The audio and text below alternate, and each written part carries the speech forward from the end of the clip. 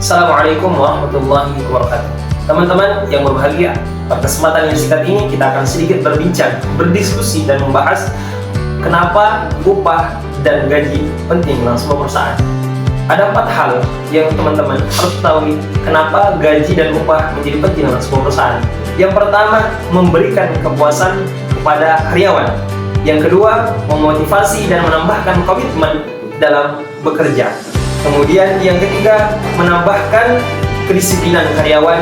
Dan yang terakhir, meningkatkan produktivitas karyawan. Artinya, gaji dan upah ini sangat memberikan dampak terkait terhadap karyawan. Produktivitasnya, kinerjanya, komitmen dan kedisiplinannya tergantung sebagaimana perusahaan memberikan gaji dan upah yang sesuai dengan beban yang diberikan oleh sebuah perusahaan. Jika beban terlalu berat dan gaji yang diberikan kepada karyawan tidak sesuai, artinya tidak ada keadilan, maka otomatis karyawan para pekerja akan tidak komitmen dan kerja seadanya, bahkan kerja tidak disiplin, dan itu akan menambahkan kekurangan dan menjadikan perusahaan mundur. Sebuah kompensasi yang diberikan kepada karyawan, perusahaan atau pihak yang terkait dalam proses usaha. Pertama, yakni gaji atau upah. Salah satu kompensasi dari perusahaan yang ditentukan oleh performance karyawan. Gaji yang diberikan perusahaan biasanya berhubungan dengan tarif per jam. Yang kedua, yakni insentif. Insentif adalah tambahan gaji di luar gaji pokok atau upah yang diberikan oleh perusahaan. Yang ketiga, yakni tunjangan. Tunjangan, salah satu bentuk tunjangan dalam perusahaan biasanya meliputi asuransi kesehatan, asuransi jiwa atau liburan yang ditanggung oleh perusahaan. Yang terakhir, yakni fasilitas. Fasilitas yang diberikan oleh perusahaan juga meliputi mobil perusahaan, keanggotaan klub, penggantian biaya parkir dan sebagainya. Hal ini kompensasi finansial langsung, yakni kompensasi ini meliputi segala macam imbalan pekerjaan yang berwujud uang. Antara lain yakni gaji, berbagai macam tunjangan, THR, insentif dan sebagainya. Yang kedua, yakni kompensasi finansial tidak langsung. Misalnya saja perusahaan mendaftarkan karyawan dalam asuransi. Yang ketiga, yakni kompensasi non finansial. Kompensasi ini tidak berwujud uang atau tidak ada kaitannya dengan uang, namun nilainya positif dan sangat berharga bagi karyawan. Contohnya, perusahaan memberikan pelatihan kemampuan secara berkala. Panduan singkat cara menentukan besaran gaji atau upah seorang karyawan. Pertama, job analysis.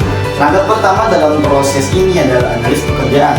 Tim HR dan manajer berkolaborasi untuk memahami tanggung jawab dan kualifikasi pekerjaan. Langkah kedua, market research.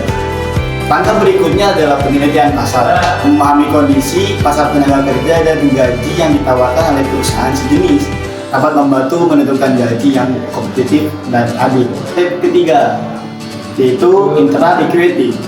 Selanjutnya, perhatikan keseimbangan internal kita. Pastikan ada keseimbangan dalam gaji antara berbagai pekerjaan di perusahaan kita. Langkah keempat, yaitu employee performance. Kinerja karyawan adalah faktor kunci. Evaluasi kinerja yang objektif dan transparan harus diperhatikan dalam menentukan gaji individu seorang karyawan. Oke, di sini saya akan menjelaskan tentang bagaimana cara seorang manajer dapat membayar gaji karyawan. Jadi ada beberapa cara seorang manajer untuk membayar sebuah gaji karyawan. Yang pertama yaitu pendapatan dari penjualan produk. Jika perusahaan memiliki produk. Terus yang kedua, pendapatan dari investasi. Yang ketiga, modal dari pemilik perusahaan. Terus yang keempat, pendapatan dari pinjaman. Dan yang kelima, pendapatan dari sumber lainnya, seperti perusahaan dapat memiliki sumber pendapatan lain seperti subsidi pemerintah, hibah, atau pendapatan dari kemitraan dan dengan perusahaan lainnya. Jadi, penting bagi seorang manajer untuk mengelola sebuah keuangan dalam perusahaan agar dalam hal ketidakstabilan atau kesulitan membayar gaji manajer harus mencari solusi yang tepat seperti mengurangi biaya operasional, mengoptimalkan sumber daya, atau mencari sumber pendapatan tambahan. Cukup sekian presentasi yang dapat kami sampaikan. Kurang lebihnya mohon maaf.